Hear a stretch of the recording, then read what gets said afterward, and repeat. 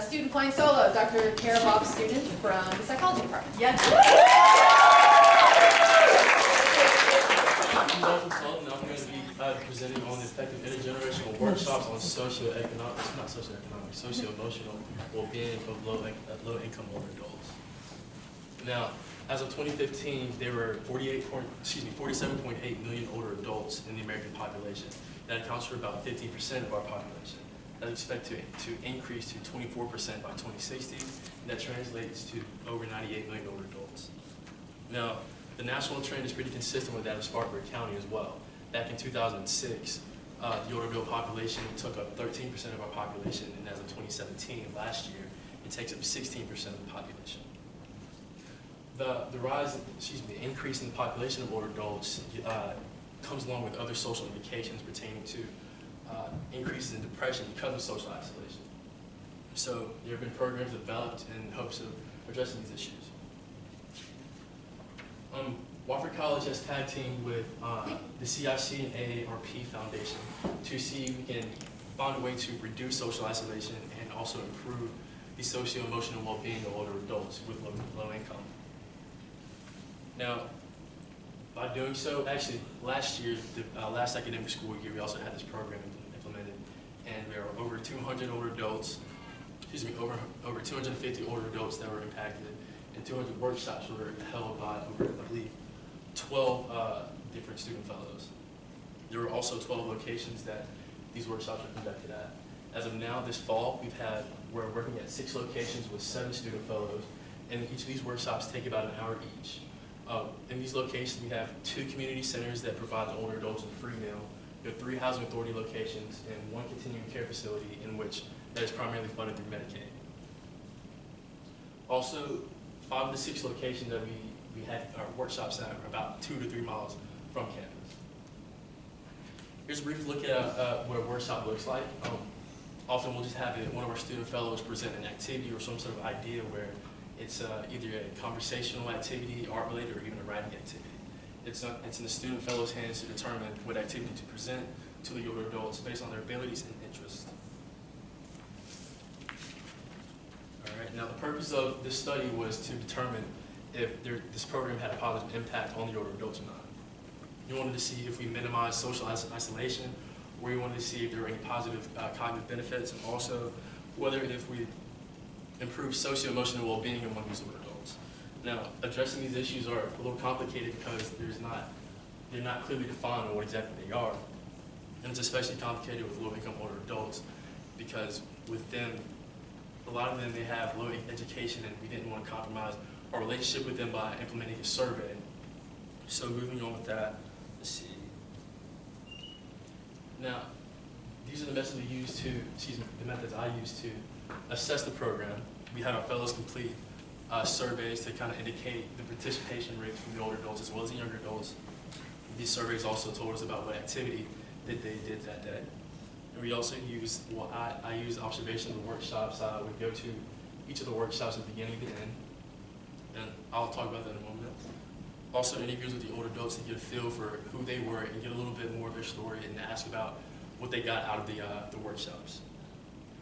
There are also student interviews done by email and by collection of journals that they complete after each workshop. And there were also artifacts that we took from the older adults' participation in the workshops.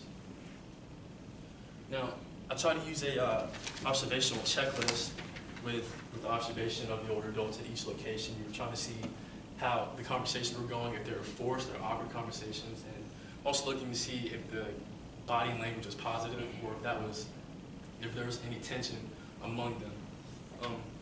Let's see, like I said previously, I tried to do this at each location at the beginning of the semester, and then a second time towards the end of the semester to see if there were any change in the progression of their relationships. Now, the interviews were asking questions about their social engagement, life satisfaction, as well as their intergenerational workshop satisfaction. When asking about social engagement, I asked questions about the kind of hobbies they got into, or the community activities they engaged in, or how they felt about the ones around them, particularly their peers and friends. When it came to life satisfaction, it was pretty simple. We simply asked how they felt about their life satisfaction and if there were any memories that stood out to them. The questions pertaining to workshop satisfaction we're asking what they did and did not like about the workshops, what changes we could make to improve the workshops. Also, we asked them about their opinion of the differences between our generations. All right, and the student fellow interviews and journals. This is a pretty effective way for us to get a feel from the younger adults' perspective to see what all was going on in the workshops, and tell us how many participants, and they would address the different challenges they would face with the older adults. Now, this is a brief look at what we had going on with the workshops numbers-wise. As of 2 weeks ago, there were a total of 57 workshops that were conducted, and we reached 119 older adults.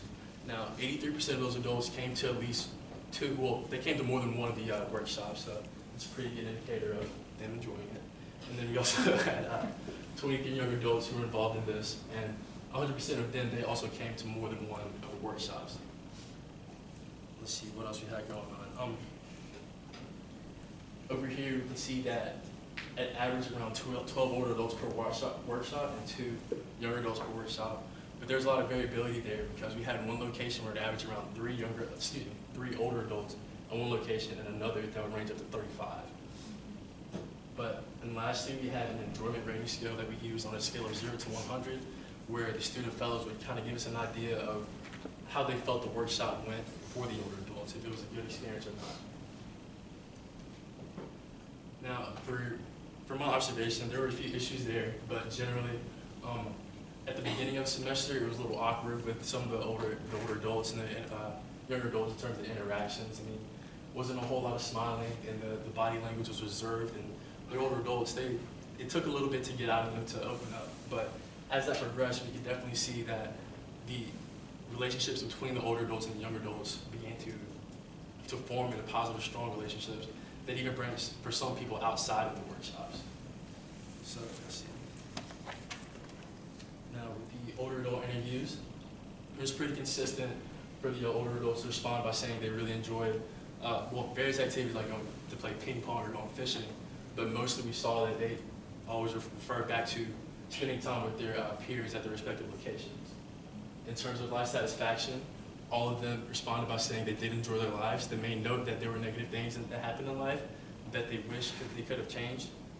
Not exactly regretful situations, but they did still have a positive outlook overall. Now, with workshop satisfaction, every response was positive, saying that they enjoyed what the program was bringing to them, that they appreciate that we could give something to them, a little bit of joy, some youth, and they were able to also give us advice and help us out in some ways.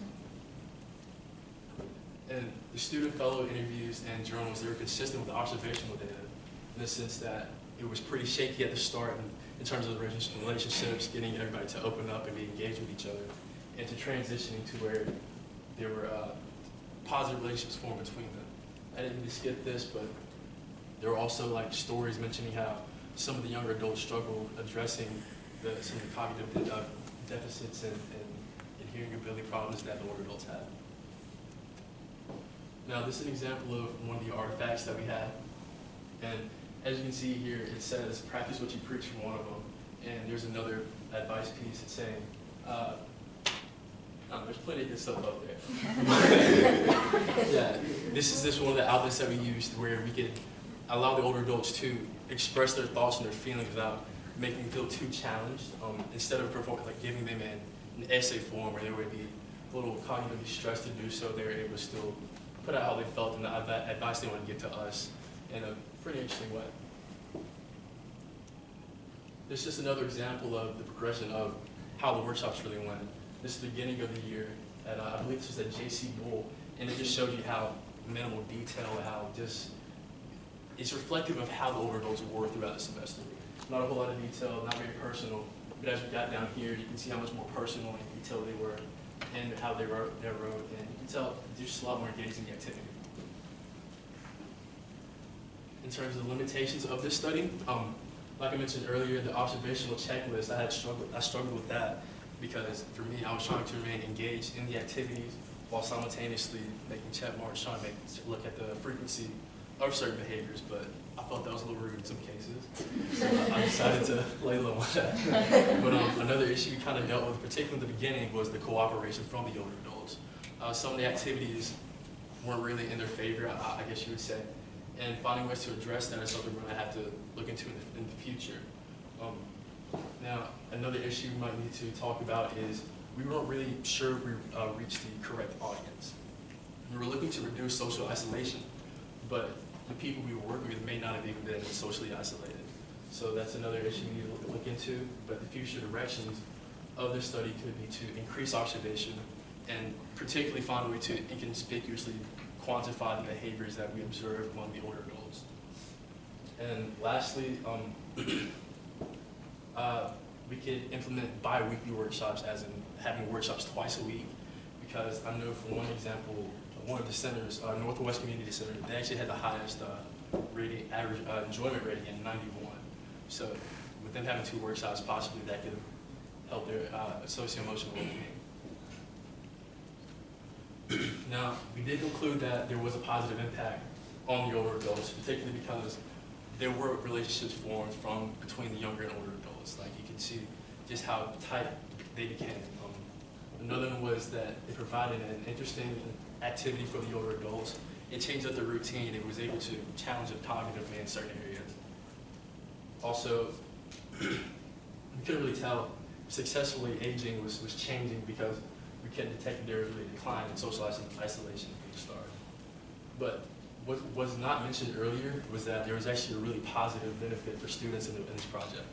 I know for me personally, I really enjoyed spending a lot of time with these older adults. I was able to form relationships with them, and I just appreciate the wisdom and advice everyone shared with me.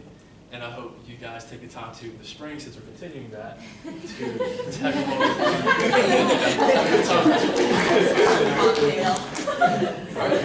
Any questions?